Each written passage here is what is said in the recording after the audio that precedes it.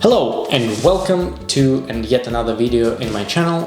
Thank you for joining. Today I want to talk with you regarding a new product, at least new for me, new-ish I guess to US market, Nreal Air. They advertise as augmented reality, mixed reality glasses, smart glasses, whatever.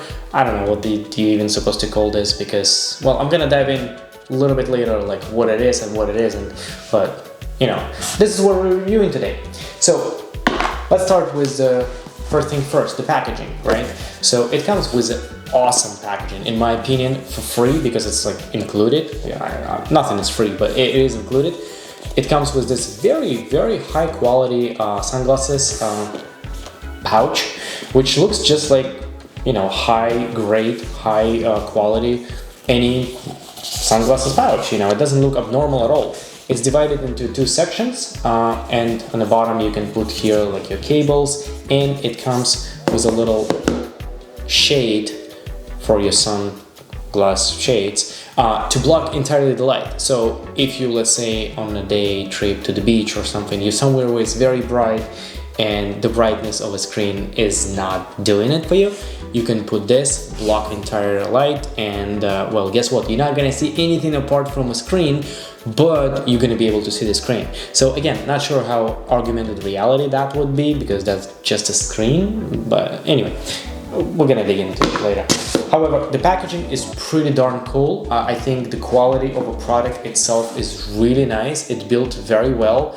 To me, when I touch it, when I wear it, it speaks nothing but quality. Like honestly, like it's obviously made in China, like everything else, like literally everything else.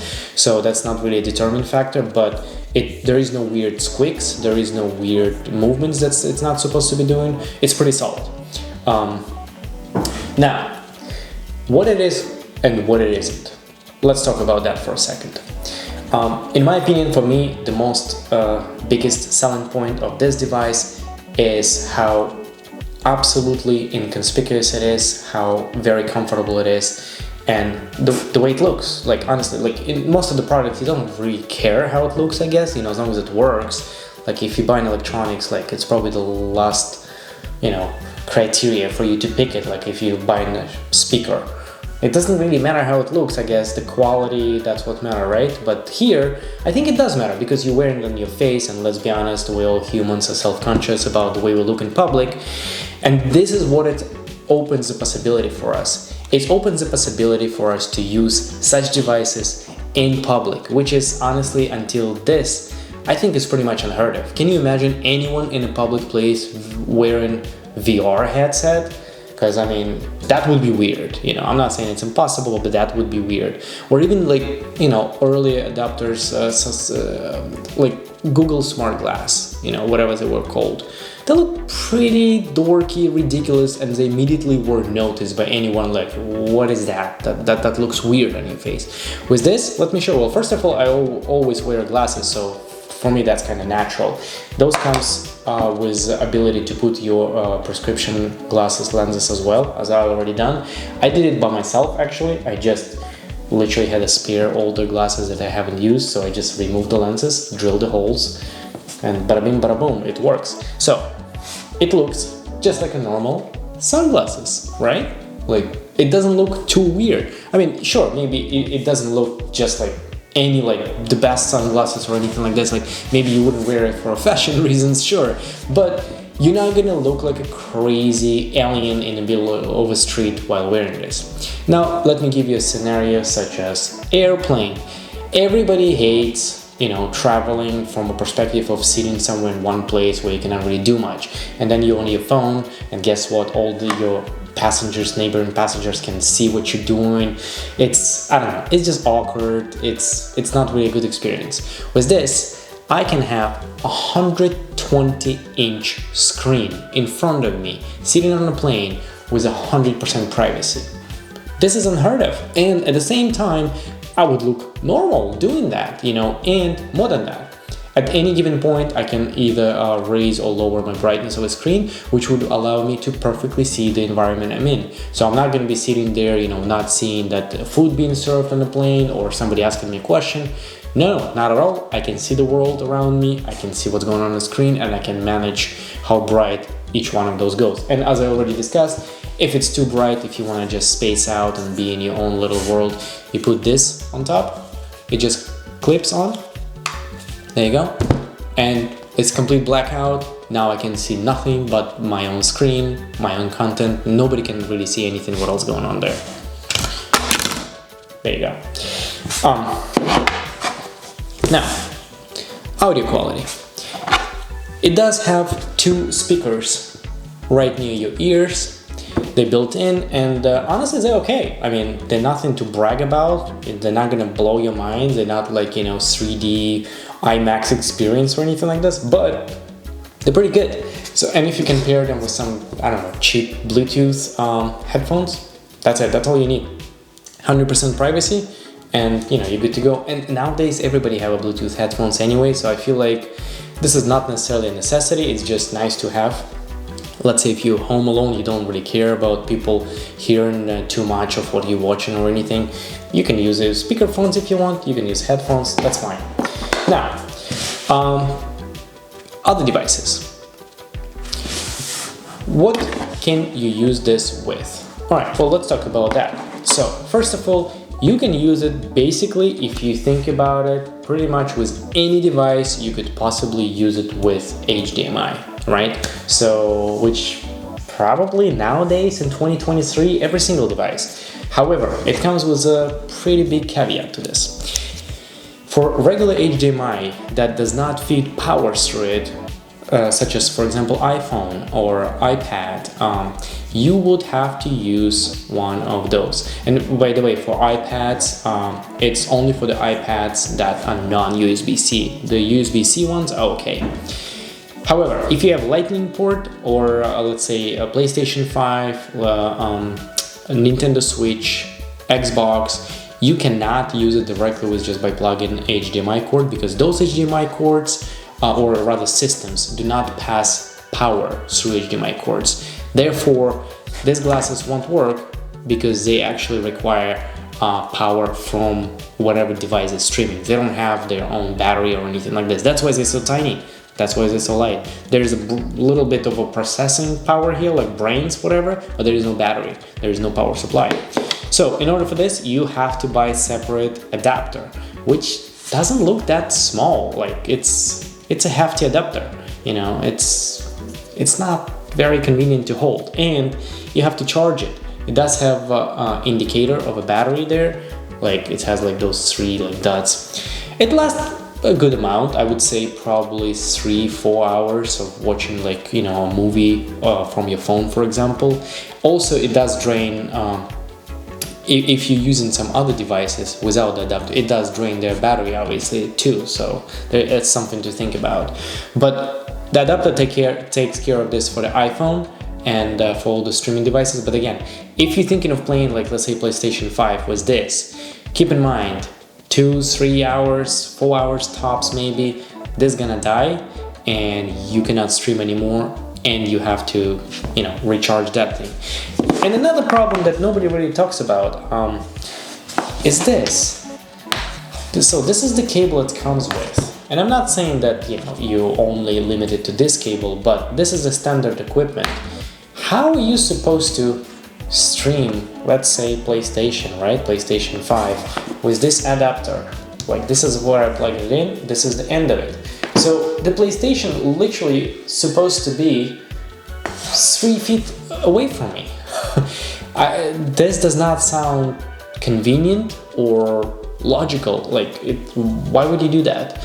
I mean, I guess I could see the situation where you're like in the living room and the TV is occupied by a family member with something else, and you really desperately want to still play PlayStation, then I guess you might do that, and you will have to sit real close to PlayStation, because it's not really a portable device, is it?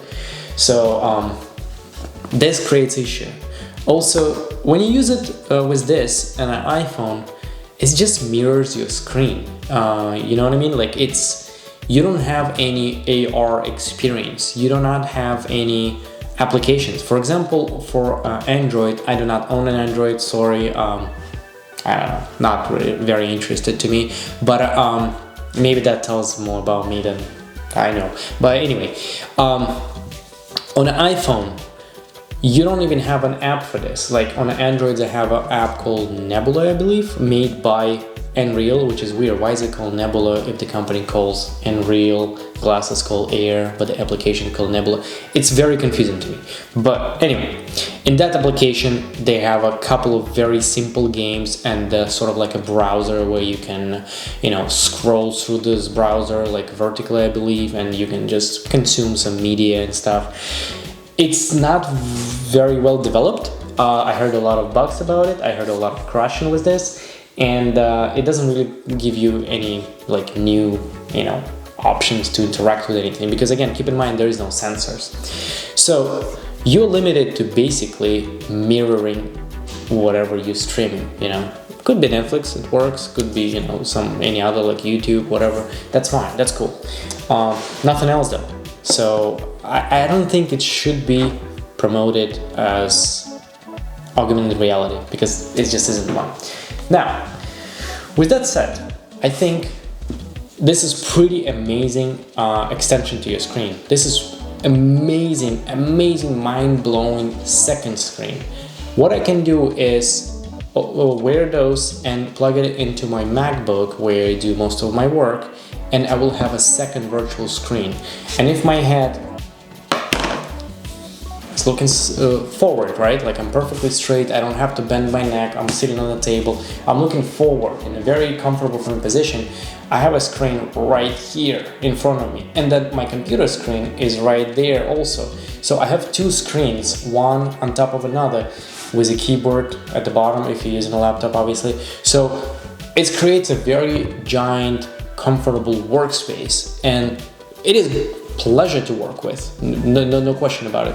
Also, if you have M1 or M2 MacBooks, you are able to create 3 screens. So you're gonna have one on the side, one in front, and one on another side. Pretty cool. I don't have an M1 or M2 MacBook. I bought mine right before they released those laptops. So I cannot really test this, but I'm pretty sure it works flawlessly. There is no reason why it wouldn't.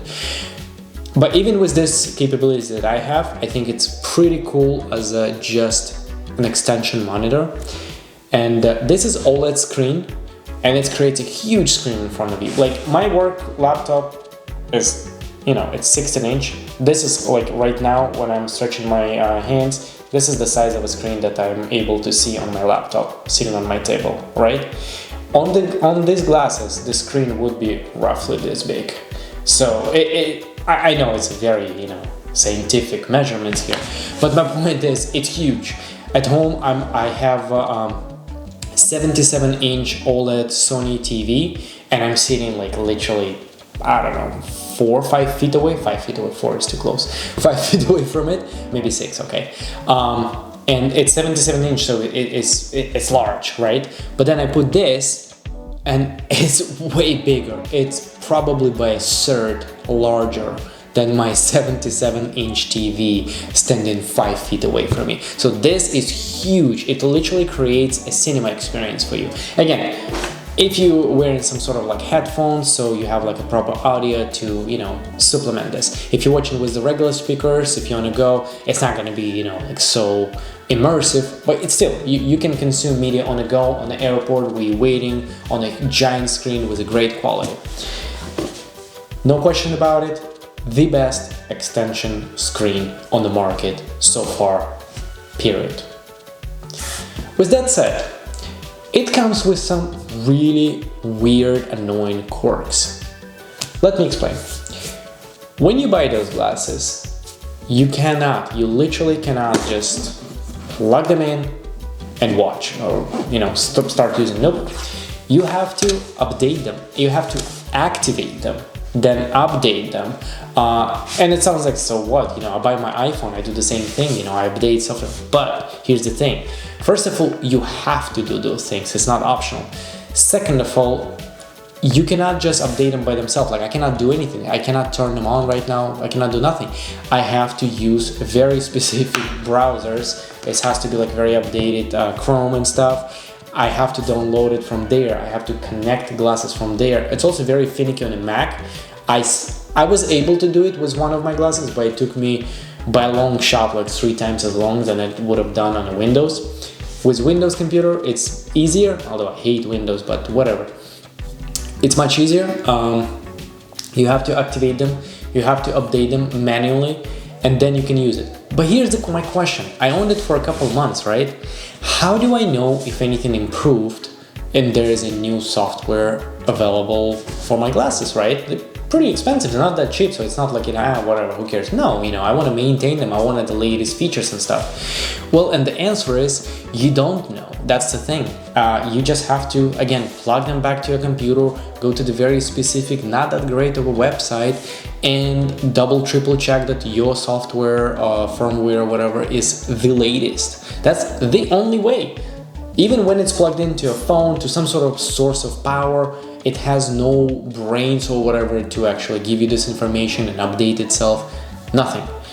Absolutely nothing. So that's pretty annoying. The other big thing is controls. There's 2 buttons here. One is plus minus brightness on the side, which is pretty cool. I get that. Sometimes when you're in a dark environment, you want to adjust it to a darker brightness so you're not blinding yourself. That's cool. The second button, and the only other button, is absolutely doesn't make sense to me. So that button is on or off. It just shuts off or on the glasses itself. But doesn't sound that crazy, right? But it has a sensor in the middle of this nose bridge, which automatically turns on when you wear them and automatically turns it off when you're removing them. This button is useless. Like, why would I put them on and then turn it off?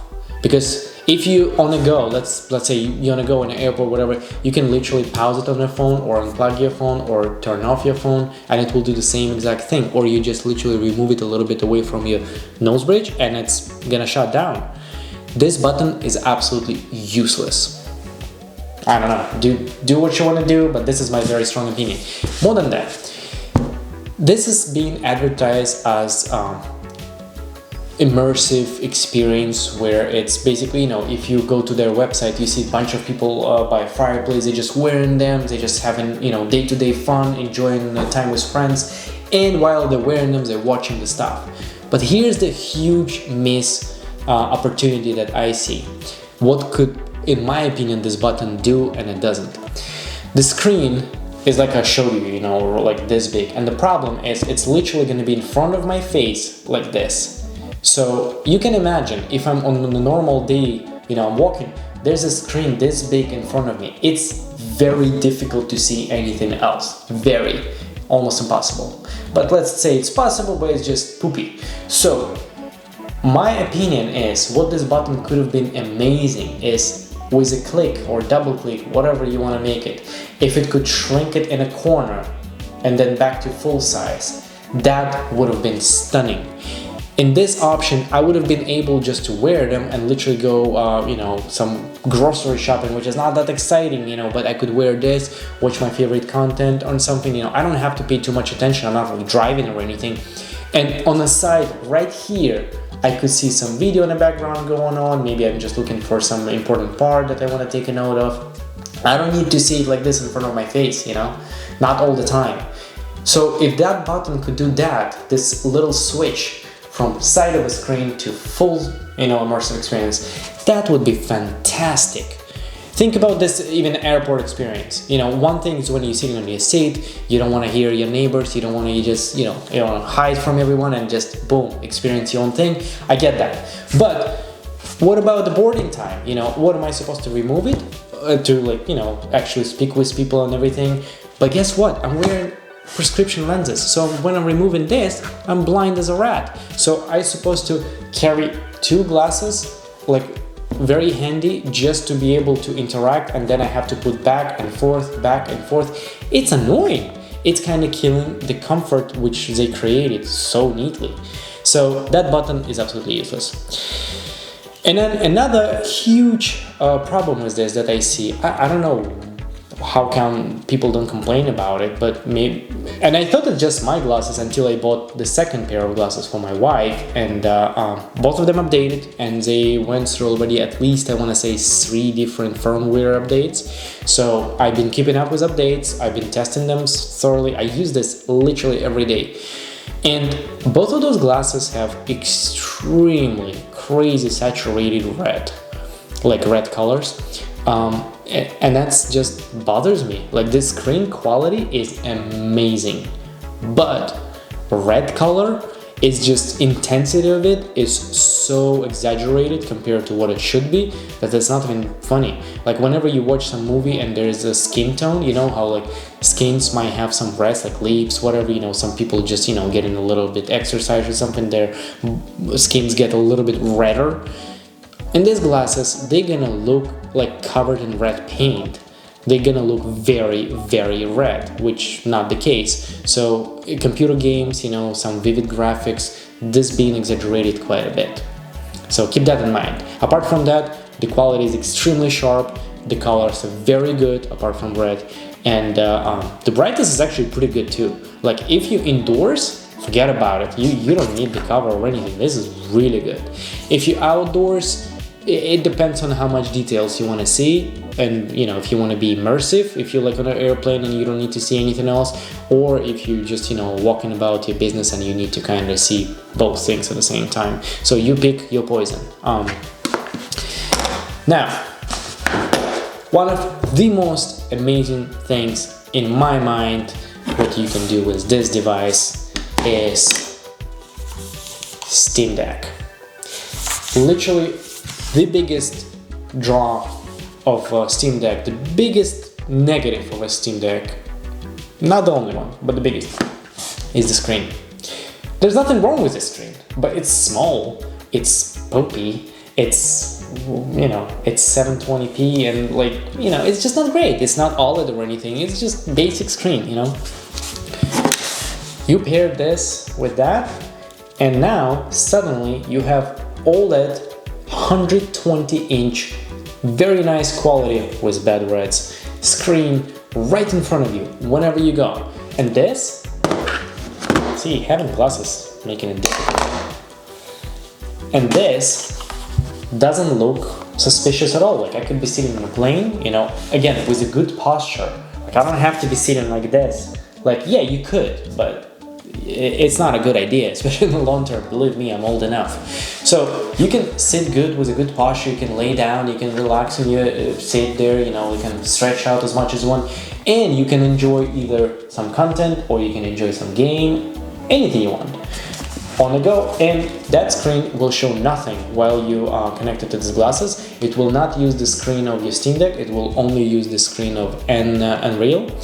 Which means I found it in my testing, very not scientific testing, that it's actually consume a little bit less energy than when it's using its own screen. I'm talking about Steam Deck. Again, this doesn't have a battery, so it's only batteries in the host. It's actually slightly beneficial for the battery life, not by a big margin or anything, but I did notice a little bit of a better battery life from the Steam Deck. However, this is also the biggest second biggest draw of a Steam Deck, it's battery life, and it's actually second problem here with the glasses. Steam Deck has only one USB-C port, don't ask me. So you can plug only one thing at a time. You would plug your glasses. Guess what? You can no longer charge your Steam Deck at the same time. So there is some Reddit posts, there's some very inventive people who solve this problem with streaming Nreal and charging Steam Deck at the same time. But those solutions are out of this world, they're crazy, and normal people would not do that, I'm sorry. So I would say it's not possible. How about this? Even though it is, but like I say, normal people would not do that. So you kinda limited to what you can do because you plug it in, I would say with a Steam Deck, depending on the game you're playing, I would say you have 3-hour stops and you're done. That's my dog. She knows how to ruin the video. You might think that you might just plug in an adapter, USB hub, whatever, and plug glasses in one, plug the charger in another, it will work, but it doesn't. And it's not just my adapter, believe me, I tried multiple and I search internet. There's some good scientific reason why it doesn't, but it doesn't. As of right now, it does not work that way. So, with that said, if you able to, you know, live with only 3 hours battery life on Steam Deck, but you know, then you can maybe plug it in for a little bit, switch back and forth and stuff. It's absolutely cool. Or maybe, you know, you have adapter for your phone, so you watch some movie on your phone for a little bit, then you switch to Steam Deck. It's awesome. So it works, but it has a lot of questionable, you know, little details about it. In conclusion, I think this is an amazing product. I think it's absolutely wrongly being advertised. This is not mixed reality. This is not augmented reality. This is just simply your extension of a screen. This is a big screen. So nothing else, nothing more. But with that said, don't get me wrong, this is not a negative thing. With that said, this is literally the best portable screen I have ever seen or heard of. Absolutely the best. Quality is amazing apart from reds. The resolution is great. I did not expect such an amazing resolution from it. It's absolutely great. Size, you really should not need a bigger size screen than that. That's just not realistic. I don't believe anybody does. And you can see through very easily. I can right now see very easily through it. I can see the world around me. No problem at all. And I don't look like a complete dork. And if I do, it's not because of those glasses. So that tells me it's an amazing product. It's just not really what they trying to be, I guess. I don't know. It's up to you. I mean, maybe that's not something you're looking for. Maybe it's not the extension screen. Maybe you're looking for, you know, more of actually immersive 3D experiences. Then this is not it. Go for something else. If you're looking for discrete ability to consume content whenever you go, whatever you like, in any portable situation, this is it. This is absolutely the best. So this is my honest opinion. I did not get sponsored for this or anything. I wish. The glasses I bought myself. Second glasses for my wife I bought myself. Nobody gets sponsored. It's just my honest opinion. With that said, I do recommend it as long as you are aware of what you're buying and as long as you're aware what you're going to be using it for and its shortcomings for that use. And the reds of that. Alright, with that said, thank you very much for watching this. Nreal, guys, if you're watching this, thanks a lot for this great product. I think you did very, very good product. Like, genuinely, I don't understand why it's not bigger, more like, you know, people don't go crazy about it, because I think it's great. It is on a little bit pricey side, but I think it's totally worth it. And just fix those reds, seriously, and make the screen go from this to this with the button. Then this device would be absolutely unbeatable. Like, it's already kind of is. There's nothing else on the market like that, you know. But those few options will make it absolutely amazing. Thanks a lot for watching this video. I really appreciate your time. Hope you learned something new. Even if you didn't, hope you enjoyed. And I hope to see you very soon. Thanks a lot. Bye-bye.